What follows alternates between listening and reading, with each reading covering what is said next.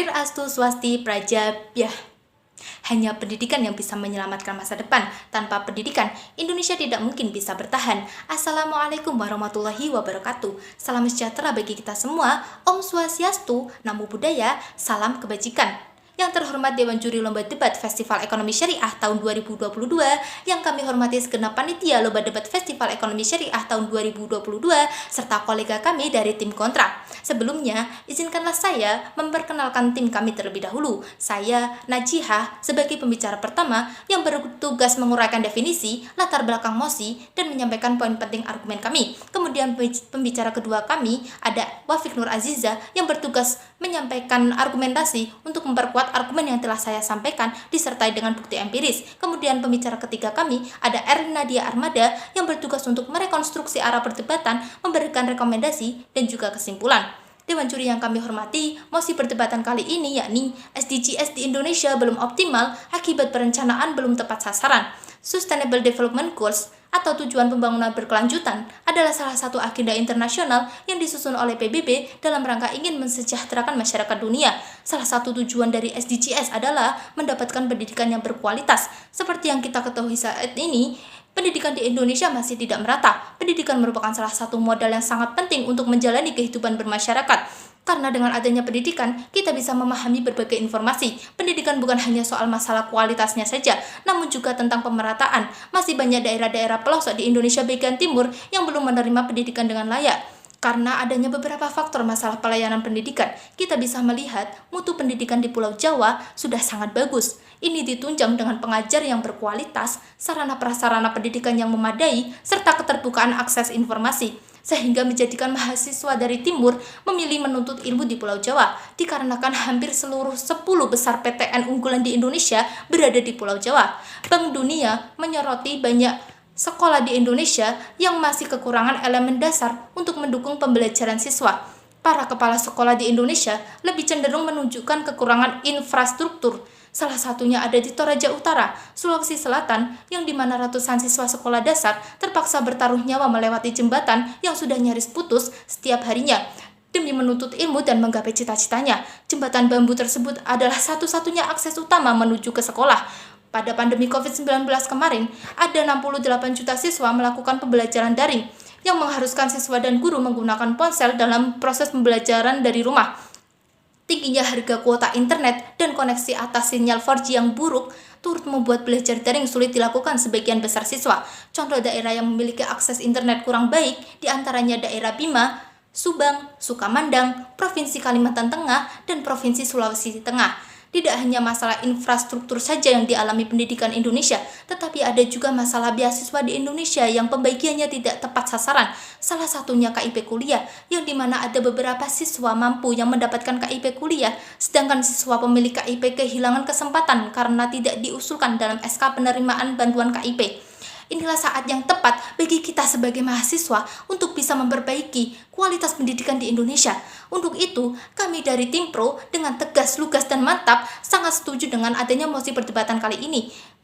Dengan beberapa poin argumen sebagai berikut. Yang pertama, pembagian bantuan beasiswa yang tidak tepat sasaran. Yang kedua, akses pendidikan berupa internet di Indonesia bagian timur yang kurang memadai. Yang ketiga, akses pendidikan berupa infrastruktur yang tidak merata. Supaya arah perdebatan ini terarah, kami memberikan limitasi SDGs di Indonesia belum optimal karena akses pendidikan yang tidak merata. Terima kasih. Dewan juri yang saya hormati, perkenalkan saya Wafiq Nur Aziza sebagai pembicara kedua yang akan memberikan mosi perdebatan kali ini. Berdasarkan poin argumen yang telah disampaikan, yaitu akses pendidikan berupa infrastruktur pembangunan yang tidak merata. Dewan juri yang terhormat, berdasarkan Pancasila dan Undang-Undang Dasar 1945, dalam negara kesatuan Republik Indonesia harus meningkat dan berubah ke arah yang lebih baik melalui pelaksanaan program-program pembangunan infrastruktur jalan yang merupakan jaringan transportasi yang paling dominan digunakan oleh penduduk untuk beraktivitas. Karena itu, jalan merupakan peranan penting untuk mendukung kegiatan masyarakat.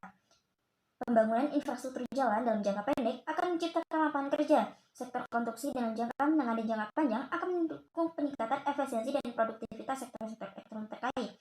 Sehingga pembangunan infrastruktur jalan dapat dianggap sebagai strategi dan mendorong peningkatan kualitas pendidikan, pertumbuhan ekonomi, peningkatan kualitas hidup, dan peningkatan mobilitas barang. Yang kedua, akses pendidikan berupa internet di Indonesia bagian timur yang kurang memadai.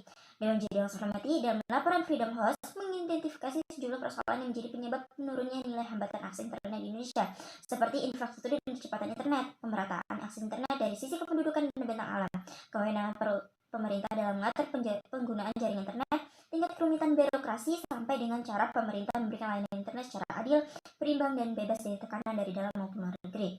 Data Kementerian Pendidikan dan Kebudayaan pada April 2020 menunjukkan sebanyak 40.779 atau sekitar 18% sekolah dasar dan menengah tidak ada akses internet, dan 7.552 atau sekitar 3% sekolah belum terpasang listrik.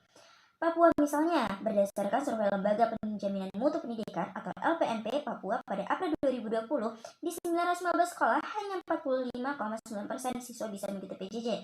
Sisanya belajar secara luring dan bahkan ada yang tidak belajar atau diliburkan. Berdasarkan data Asosiasi Penyelenggara Jasa Internet Indonesia atau APJII, jumlah pengguna internet di Indonesia sebanyak 143,26 juta atau sekitar 55% dari populasi. Artinya, masih terdapat 45 sisanya, yakni sekitar 107 juta masyarakat yang masih belum tersentuh internet. Yang ketiga, pembagian bantuan beasiswa yang tidak tepat sasaran. Dewan Juri yang saya hormati, beberapa saat lalu gencar dengan melesetnya pembagian bantuan langsung tunai yang diselenggarakan di seluruh Indonesia, di mana banyak sekali warga yang seharusnya terdaftar dan mendapat bantuan tersebut justru tidak menerima, tetapi warga yang tergolong mampu justru menerima bantuan tersebut secara cuma-cuma. Bukan hanya itu, hal tersebut terjadi juga dalam pemberian beasiswa tidak mampu kepada masyarakat yang membutuhkan pendidikan namun tidak memiliki biaya yang cukup. Kenyataannya, bantuan dari pemerintah yang masih banyak tak tepat sasaran. Adapun data yang digunakan adalah data pokok pendidikan atau Dapodik, sedangkan nomor induk siswa nasional dan nomor induk kependudukan belum digunakan sebagai acuan untuk pemberian bantuan. Hal ini mengakibatkan penyaluran bantuan untuk PIP belum tepat sasaran dan masih banyak anak yang seharusnya mendapatkan bantuan justru tidak menerima.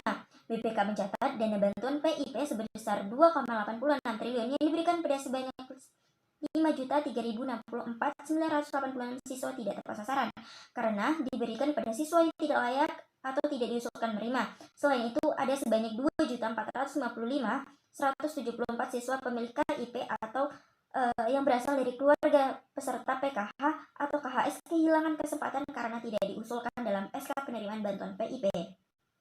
Dewan Juri yang saya hormati, berdasarkan argumen yang telah kami paparkan, kami selaku tim pro menyatakan tegas, lugas, dan mantap bahwa kami setuju dengan mosi perdebatan kali ini. Sekian dan terima kasih. Pendidikan adalah awal dari perubahan. Tanpa pendidikan tidak ada peradaban.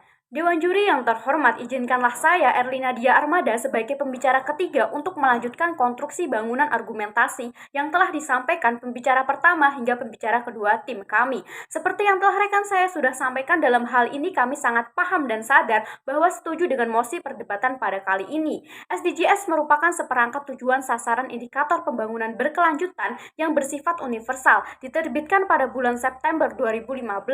SDGs merupakan wujud komitmen dari seluruh negara-negara untuk melaksanakan Agenda 2030 sebagai pembangunan berkelanjutan.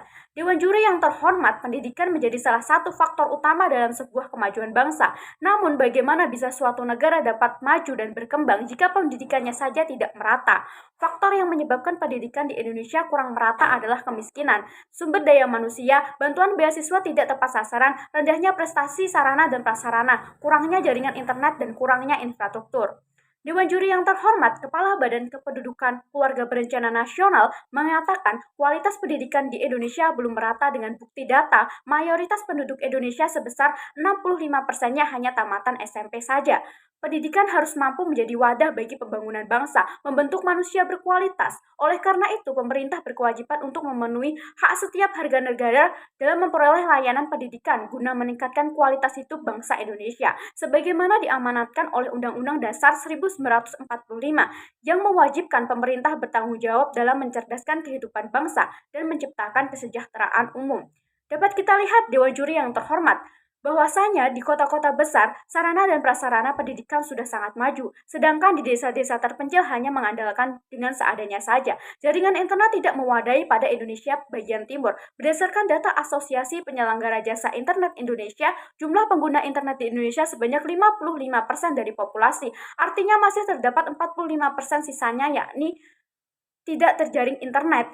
Bank Dunia menyoroti banyak sekolah di Indonesia yang masih kekurangan infrastruktur untuk mahasiswa pembelajaran. Tidak hanya masalah infrastruktur saja yang dialami pendidikan Indonesia, tetapi ada juga masalah beasiswa Indonesia pada pembagiannya tidak tepat sasaran, seperti contohnya beasiswa KIP kuliah. Pada tahun 2021 kemarin, BPK mencatat data bantuan PIP sebesar 2,86 triliun karena diberikan kepada siswa yang tidak layak menerima, maka siswa KIP yang berasal dari keluarga peserta PKH atau KKS kehilangan kesempatan karena tidak diusulkan dalam SK penerimaan bantuan PIP. Dewan juri yang terhormat, izinkanlah saya menyampaikan kesimpulan dalam perdebatan kali ini, yaitu yang pertama, sarana dan prasarana tidak merata. Kedua, akses pendidikan berupa infrastruktur tidak merata. Ketiga, akses pendidikan bagian timur yang kurang mewadai. Keempat, pembagian bantuan beasiswa yang tidak tepat sasaran. Dewan juri yang terhormat, adapun solusi dan gagasan yang dapat kami sampaikan pada perdebatan kali ini, banyak upaya yang bisa dilakukan pemerintah untuk meningkatkan pemerataan pendidikan di Indonesia, seperti menyediakan sekolah gratis mulai SD hingga SMP, membangun sarana dan prasarana yang mewadai, memberikan beasiswa kepada siswa yang berprestasi atau dari keluarga yang tidak mampu. Pendidikan merupakan peranan yang penting sebagai penunjang kehidupan manusia, karena sejatinya manusia tidak akan terlepas dari pendidikan. Generasi muda yang berperan sebagai agen perubahan haruslah mampu berperan menciptakan perubahan yang nyata. Kami selaku tim pro dengan lugas dan mantap setuju dengan mosi perdebatan pada kali ini. SDGs di Indonesia belum optimal akibat perencanaan yang belum tepat sasaran. Sekian dan terima kasih.